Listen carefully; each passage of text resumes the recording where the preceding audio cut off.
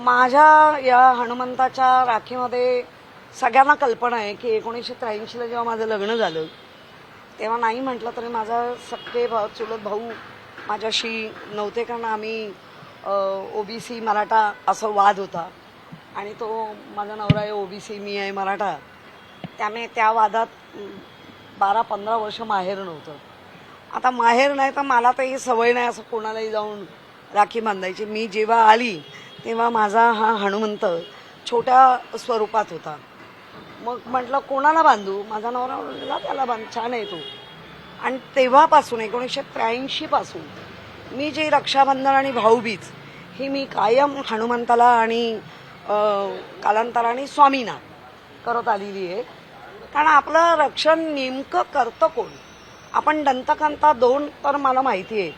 एक आहे ती चित्तोडची महाराणी कर्णावती, हिने हुमायूनला एक रेशीम धागा पाठवला आणि त्या रेशीम धाग्याला सांगून की हा आज मी तुला पाठवते, तू माझा आजपासून भाऊ आहेस आणि तू माझं रक्षण कर. आणि ती मग रक्षाबंधन अशी चालू झालं. त्याच्या आधी एक दंतकथा आहे की द्रौपदीवर जेव्हा अतिप्रसंग, म्हणजे अगदी त्या काळात सुद्धा अतिप्रसंग वाईट विचारांची लोक करत होती, त्या प्रसंगाला तिने भरझरी शेला फाडला आणि त्या भरझरी शेल्याची एक राखी तयार केली. म्हणजे तो शेला त्यांच्या हाताला बांधला श्रीकृष्णांच्या आणि त्यांना सांगितलं की तू आता माझं रक्षण कर. कारण जेव्हा सगळ्या बाजूनी सगळंच बंद झालं असं वाटतं तेव्हा कुठलाही भाऊ, मानवरूपी भाऊ किंवा आध्यात्मिक रूपी भाऊ आपलं रक्षण करतं हे पावला पावलाला ते जाणवत असतं सगळ्या बहिणींना. दुर्दैव असतं काही बहिणींचं की त्यांच्या रक्षणाला कोणच जात नाही आणि त्यांच्यावरती वाईट प्रसंग येतात. या आजच्या दिवसाला प्रत्येक पुरुष भावानी हे लक्षात ठेवलं पाहिजे की आपल्या घरात, मग ते कुठल्या जाती पंथ धर्म, आपल्या घरात पण आई नावाची एक स्त्री आहे, बहीण नावाची एक स्त्री आहे. ही 2 नाती तर प्रत्येकाला असतात आणि त्या 2 नात्यांचं पावित्र्य कायम राखा हे सांगण्याचा खरा अर्थ ह्याच्याने मी प्रयत्न केलाय. आणि माझ्या हनुमान दादाला हे आज नाही, कारण तुम्ही महापौर असताना पण आपण महापौर बंगला सोडून इथे आलो, राखी बांधली, भाऊबीज केली आणि मग डॉक्टर लोकांना वगैरे बोलून आपण जे एक सामाजिक संदेश द्यायचा असतो तो देतो आपण. त्यामुळे तेच मला योग्य. खरं तर ताई, राजकारण देखील खरं तर मुंबई महानगरपालिकेचं वारंवार तापत चाललेलं आहे. जसजशा सभा होतात त्याच्यामध्ये गदारोळ उडणं वगैरे ही गोष्ट घडते. परंतु अलीकडेच बुधवारी मुंबईच्या महापौर रितू तावडे यांनी मुख्यमंत्री देवेंद्र फडणवीस यांची भेट घेतलेली आहे. वारंवार वादात सापडणाऱ्या महापौरांचा मुख्यमंत्र्यांची ही भेट जी आहे ती महत्त्वाची मानली जाते. या सगळ्या भेटीकडे कसं पाहतात? नाही, मुळामध्ये मी आपल्या माध्यमातून जसं उद्धवजींना आम्ही कायम मेसेज रूपाने आणि फोन रूपाने त्यांचे आशीर्वाद घेत असतो की साहेब आपण आमचे मोठे बंधू आहात. बाळासाहेब होते तेव्हा ते पिता समान होते, हे आम्हाला बंधू समान आहेत. आदित्य आम्हाला आमच्या पुत्र समान आहेत. हे सगळं जरी असलं तरी ह्यांच्या भेटी ज्या झाले, म्हणजे मी तुमच्या माध्यमातून अगदी मुख्यमंत्र्यांना पण सांगेन की ह्या रक्षाबंधनच्या आम्हाला पण तुमच्या शुभेच्छा मिळू दे आणि तुम्हाला आम्ही देतो की तुमचं आरोग्यदायी दीर्घ आयुष्य लाभो. आता महापौरांचं आणि त्यांचं नक्की काय बोलणं झालं ते आपल्याला खरंच मला तरी नाही माहिती.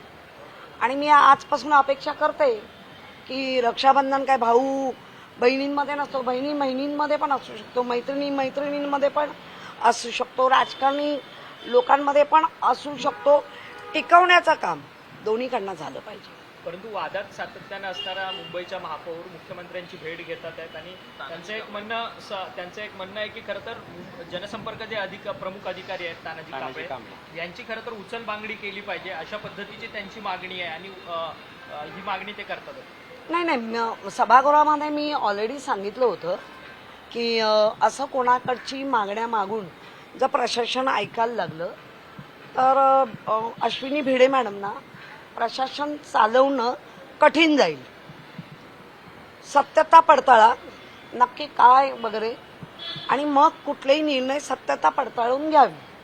मुंबईमधल्या ओपन स्पेस भूखंडाचा देखील मोठ्या प्रमाणात विषय आहे. खरं तर या सगळ्या संदर्भात स्वतः आदित्य ठाकरे आता वारंवार जिथे जिथे ओपन स्पेस भूखंड आहेत तिथे भेट देतात आहेत आणि आरोप करताना पाहायला मिळतात की मुंबई महानगरपालिका कुठेतरी हे भूखंड जे आहेत ओपन स्पेस विकासकांच्या घशात घालण्याचा प्रयत्न करतो. हो, तो ह्या उघड उघड आपल्याला दिसतोय आणि आदित्य साहेबांचं तेच म्हणणं आहे की आपण आता ओपन पेसचे जर भूखंड कोणाच्या ताब्यात दिले तर ते बंधनात अडकतील सगळंच.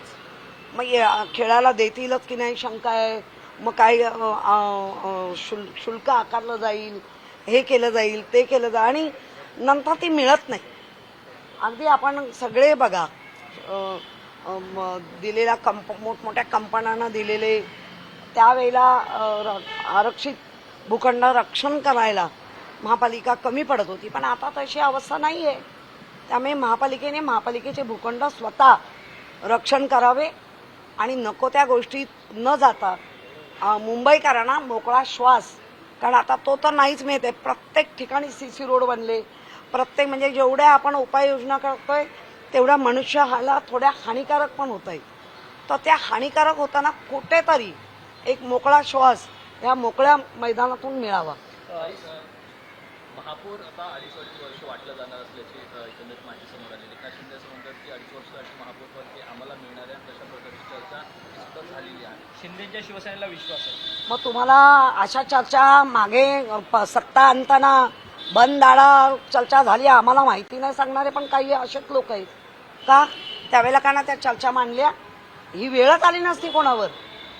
त्यामुळे या बंद आडच्या दारा चर्चा सत्यात उतरेल तेव्हा बघू.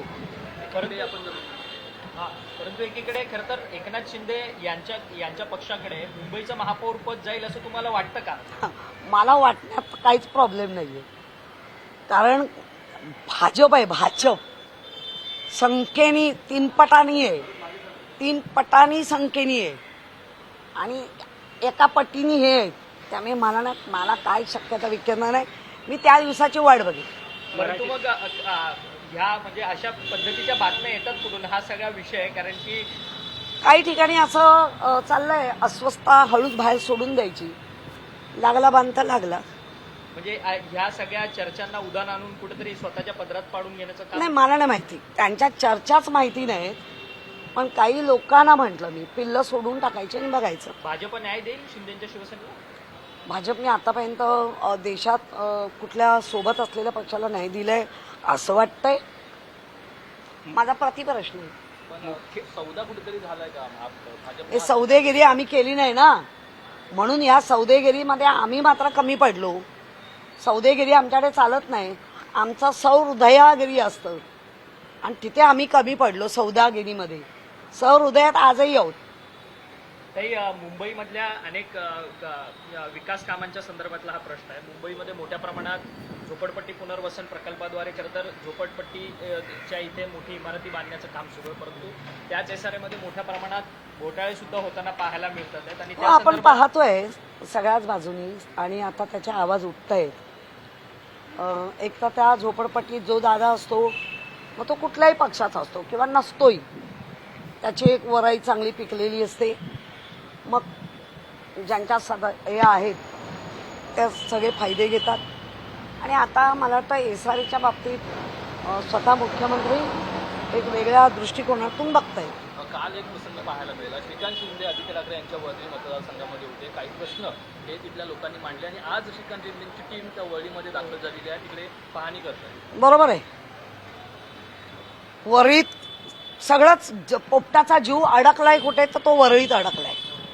आम्ही स्वच्छंदी आहोत. मग गेली 4 वर्ष तेव्हा नाही कळलं वरळीत काय गडबड आहे ती. आज आमच्या तिथे नगरसेविका हेमांगी वरळीकर आहे, स्वतः आदित्य आहेत, स्वतः सुनील शिंदे, याच्या आधी सचिन भाऊ होते. सचिन भाऊ जेव्हा होते तेव्हा कामं आमची झाली नाहीत का? काय म्हणजे तुमचेच प्रश्न आणि तुमचेच आरोप. परंतु मग हा पोपट कोण येत? पोपट आता दिसतोय ना, काल बोले आज काम चालू झालं, तो पोपट असू शकतो, कामाचा पोपट. पण तुम्ही नाव न घेता तुम्ही कशाला नाव काय घ्यायची गरज आहे? दुसरीकडे अमराठी रिक्षा चालकांसंदर्भातील जी कारवाई होती आहे, ते एक वर्षाने थांबवण्यात आलेली आहे. खरं म्हणजे शिवसेनेला याच्यामध्ये बाळासाहेबांचं नाव घेऊन जे शिवसेना चालवत आहेत त्यांच्यात ती खतखत आहे. आणि आमचं स्पष्ट मत आहे की कोणालाही वाढून द्यायची गरज नाही. ज्याला इथे पोट भरायचं आहे, भले तो 15 वर्ष असेल, 20 वर्ष असेल, आणि त्यांनी जर मराठी शिकत नसेल तर यांचे लायसन कॅन्सल करा. परंतु जुजबी मराठी शिकण्याकरता देखील आता जवळपास 8-7 काय? 8-9 महिन्याचा वेळ दिला. 9 तरी महिने देखील वर्षभर- देऊनही हे जे अभाषिकांचे नेते आहेत तेच जास्त डांबीसगिरी करतायत. 9 महिन्यानंतरही 9 महिन्यानंतर एक सुदृढ बाळ जन्माला येतं. आमच्या मराठी भाषेला अभिजात दर्जा मिळाला आणि आमच्या मराठी भाषेचा अभिजात दर्जा मिळालेल्या या परप्रांतीयांमध्ये एक सुदृढ बाळ जन्माला येऊ नाही शकत. एवढे वांझोट आहेत की आता त्यांना 12 महिने दिले. परंतु प्रताप सरनाईक यांच्या अख्यातरित्या परिवहन खात्याने हा सगळा निर्णय घेतलेला होता. शिवसेनेच्या मंत्र्यांच्या निर्णयाला कुठेतरी मुख्यमंत्र्यांनी छेद देत ते निर्णय- त्यांचं त्यांनी बघावं. छेद देतायत, बिंदू देतायत, भोग पाडतायत, हे सगळं त्यांनी बघावं. कारण जे जे आरोप आमच्यावर केले ते सगळे उलटे फिरून जात आहेत. परंतु त्या मंत्र्यांची कुठेतरी नाराजगी आहे आता शिवसेनेच्या विचारतो कोण अशा मंत्र्यांच्या नाराजगीला? विचारतंय, दखल घेतली जाते, दिसतंय आम्हाला, बाहेरून दिसतंय नाही दखल घेतली जात. आदिवासी विद्यार्थी गेल्या 16 दिवसांपासून पुण्यामध्ये आंदोलनाला बसलेत, तरी देखील त्यांचं उपोषण सुटत नाही. दुसरीकडे आदिवासी विकास मंत्री अशोक उईके म्हणतात की आम्ही सगळे निर्णय सगळे मागण्या त्यांच्या मान्य करतो. सगळे बोलके पोपट आहेत. जेवढं वरून मुख्यमंत्र्यांनी जर काय म्हटलं, स्मशान शांतता, बस.